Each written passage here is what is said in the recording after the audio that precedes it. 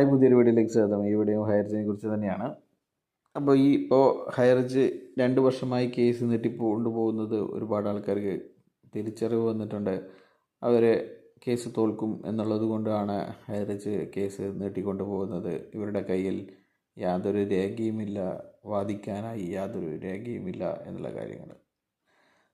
എന്നാലും ചിലരൊക്കെ ഇപ്പോഴും വാദിക്കുന്നത് മെറിറ്റിൽ വാദിക്കാത്തതിനെക്കുറിച്ചാണ്.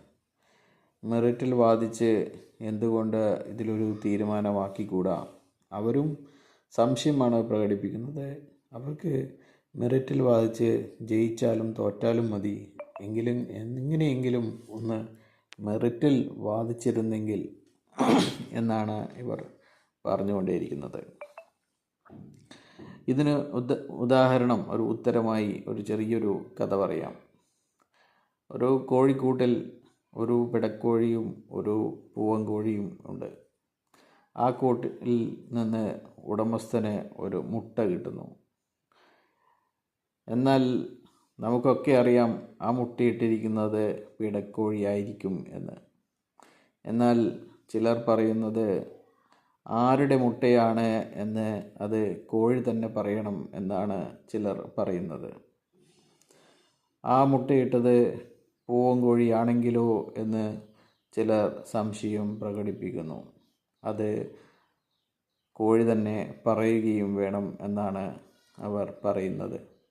അതുപോലെയാണ് ഭൂലോക തട്ടിപ്പ് നടത്തി ആയിരങ്ങളെ ദുരിതത്തിലെത്തിയ കമ്പനി തന്നെ പറയണം ഇവരുടെ കമ്പനി നല്ലതാണോ മോശമാണോ എന്ന്.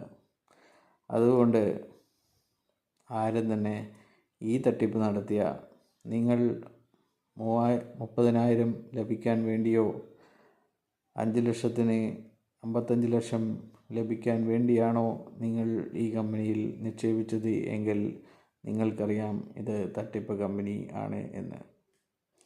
അതുകൊണ്ട് പൂവൻകോഴിയോ പിടക്കോഴിയോ ഉത്തരം നൽകേണ്ട ആവശ്യമില്ല.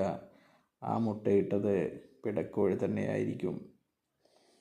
അതുകൊണ്ട് ഈ കമ്പനി ചെയ്തത് തട്ടിപ്പ് തന്നെയാണ് എന്ന് എല്ലാവർക്കും അറിയാം.